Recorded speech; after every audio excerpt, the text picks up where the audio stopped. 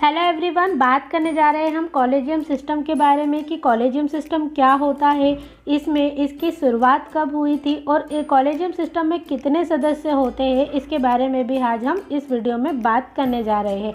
तो चलिए जानते हैं कि कॉलेजियम जो सिस्टम है वो वह प्रक्रिया है जिसमें सुप्रीम कोर्ट और हाई कोर्ट के जजों की नियुक्ति और ट्रांसफ़र किए जाते हैं। ये जो नियुक्तियाँ होती है वो हाई कोर्ट से की जाती है और सीधे तौर पर भी किसी अनुभवी वकील को भी हाई कोर्ट का जज नियुक्त किया जा सकता है। कॉलेजियम व्यवस्था की अगर शुरुआत की बात करें तो कॉलेजियम सिस्टम का भारत के संविधान में कोई जिक्र नहीं मिलता है। यह सिस्टम 28 अक्टूबर 1998 को 3 जजों के मामले में आए सुप्रीम कोर्ट के फैसलों के जरिए प्रभाव में आया था। अब अगर बात करें हम कॉलेजियम सिस्टम में कितने सदस्य होते हैं तो देश के नए प्रधान न्यायाधीश ने कॉलेजियम प्रणाली में 5 सदस्यों की जगह 6 सदस्यों की सिफारिश की थी। इस प्रणाली में सुप्रीम कोर्ट के 4 वरिष्ठतम जज जो होते हैं वह सदस्य होते हैं और इसका जो नेतृत्व होता है वो देश के मुख्य न्यायाधीश करते हैं। कुल मिलाकर इसमें 5 लोग होते हैं।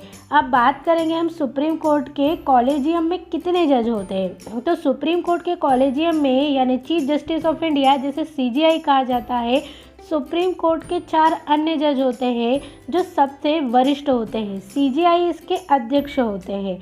सुप्रीम कोर्ट या हाई कोर्ट में जजों की जो नियुक्ति है उसके लिए सुप्रीम कोर्ट का कॉलेजियम केंद्र सरकार को नाम भेजता है।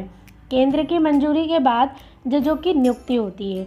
कॉलेजियम ही जजों के ट्रांसफ़र करता है और इससे सरकार का कोई दखल नहीं होता है।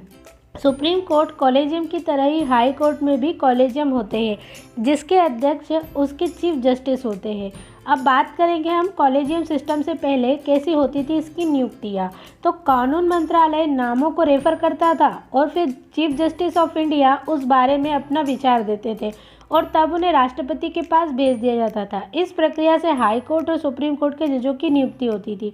1993 में सुप्रीम कोर्ट के 9 जजों की बेंच ने आदेश पारित किया और कॉलेजियम सिस्टम की शुरुआत की थी। हाई कोर्ट और सुप्रीम कोर्ट के जजों की नियुक्ति के लिए कॉलेजियम की तरफ से सरकार को नाम भेजा जाता है। इंडियन कॉन्स्टिट्यूशन के आर्टिकल 124 के खंड 2 के अनुसार सुप्रीम कोर्ट और हाई कोर्ट के जजों को नियुक्त किया जाता है। राष्ट्रपति सुप्रीम कोर्ट के अन्य जजों के परामर्श से चीफ जस्टिस की नियुक्ति करता है। सुप्रीम कोर्ट के जो न्यायाधीश है उनकी नियुक्ति राष्ट्रपति द्वारा भारत के जो मुख्य न्यायाधीश है उसके साथ विचार विमर्श के बाद की जाती है। इंडियन कॉन्स्टिट्यूशन के आर्टिकल 217 के अनुसार हाई कोर्ट के जो जस्टिस है उसकी नियुक्ति राष्ट्रपति द्वारा भारत के जो मुख्य न्यायाधीश है राज्य के राज्यपाल के परामर्श से की जाती है। चीफ जस्टिस के अलावा किसी अन्य जस्टिस की नियुक्ति के मामले में हाई कोर्ट के जो मुख्य न्यायाधीश है उससे परामर्श किया जाता है। अब बात करते हैं हम कॉलेजियम सिस्टम की आलोचना क्यों की जा रही है। तो हाल ही के वर्षों में कॉलेजियम जो प्रणाली के माध्यम से सर्वोच्च न्यायालय और उच्च न्यायालय के जो न्यायाधीशों की नियुक्ति को लेकर बहुत आलोचना हुई थी। केंद्र ने पारदर्शी नहीं होने के कारण न्यायाधीशों की नियुक्ति की कॉलेजियम प्रणाली का विरोध किया। सरकार ने यह कहा कि यह उच्च न्यायपालिका में रिक्तियों की जो उच्च संख्या के लिए भी जिम्मेदार है।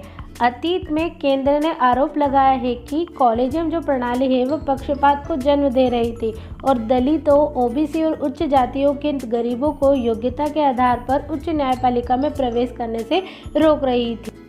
वैसे इस विवाद को लेकर साल 2014 में केंद्र सरकार ने सुप्रीम कोर्ट और हाई कोर्ट में जजों की नियुक्ति और ट्रांसफ़र को लेकर राष्ट्रीय न्यायिक नियुक्ति आयोग अधिनियम बनाया था।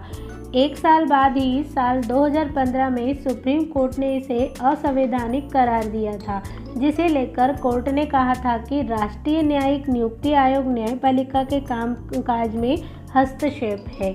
अगर इसके बात करें, एक और सरकार ने कॉलेजियम सिस्टम की आलोचना कर रुख साफ कर दिया है कि वो जजों की नियुक्ति की प्रक्रिया में शामिल होना चाहती है। दूसरी ओर नए प्रधान न्यायाधीश ने इसे पारदर्शिता लाने की बात कर इसमें किसी भी तरह के बदलाव से इनकार कर दिया है।